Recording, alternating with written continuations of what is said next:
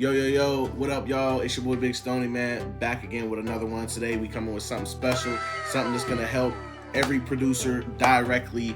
This video is about file organization, how to organize your beats, loops, sessions, whatever else you got. I'm just gonna show y'all my personal method of how I organize all of my stuff, and you can just steal that from me, you feel me? Because I think it's really good.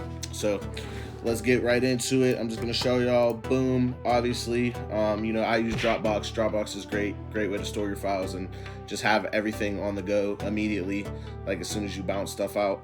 The reason why I like Dropbox, a couple years ago, I was cleaning files, like just deleting old shit, trying to make room on it because it was slowing down, and unknowingly deleted my entire, I think it was maybe 2020 folder, and that was all my client sessions, like all the beats that I had made, like it was everything. It was just in some weird no-name folder, and I deleted it all. So I got asked for a bunch of sessions and stuff that were in that folder later, and I didn't have them, and songs didn't come out because of it.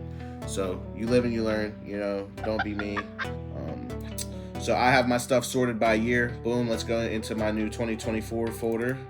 As you can see right away, I have everything numbered and labeled 1 through 8. I have my beats, loops, my FLPs, my sessions, my custom packs that I send out to people, my MIDI packs, my zips, and then an extra stuff folder that's just gonna be for like my random stuff that I kind of can't sort.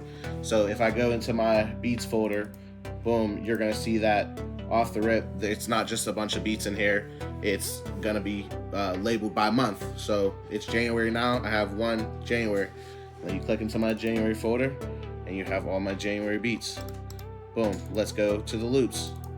Loops is gonna be the same exact thing. We're gonna keep everything super organized. Now, I just do my loops by month now. If you want to do them by week, you can do that as well.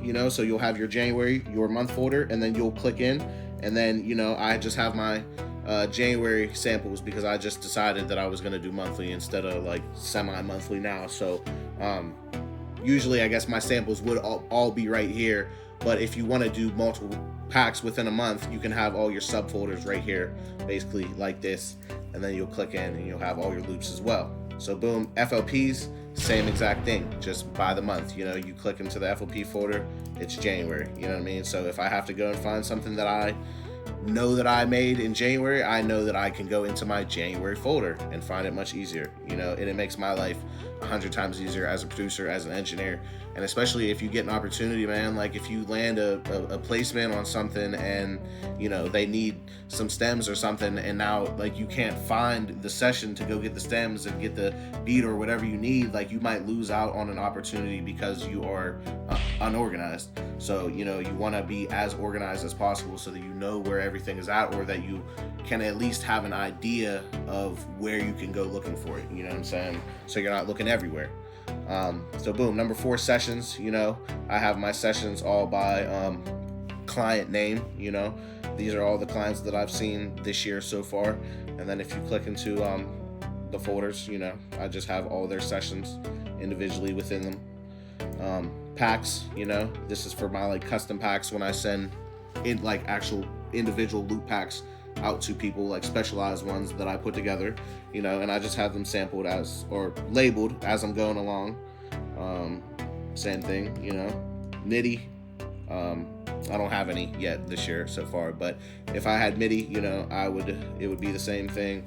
Boom, 1 January, and I would just be doing mine monthly. If you wanted to do, like I said, weekly or semi-monthly, you could do your subfolders inside of that as well. And then I keep my zips the same way as well. January, boom, boom, boom, extra stuff, kit previews, whatever. So this is a very simple but very efficient way to organize your files. Everything is together. It's labeled. You know exactly where all your sessions are. Where all your loops are, all your beats are, all your packs are. And just nothing's gonna get jumbled up or lost at the end of the day, and that's just gonna help you as a producer and make you more productive. And it's really as simple as that. You guys can literally just copy this exact same format, tweak it, you know, to personalize it for yourself, and you know, just be more organized. It's gonna help you. Like, you're gonna thank me later after you watch this video. So that's it, man.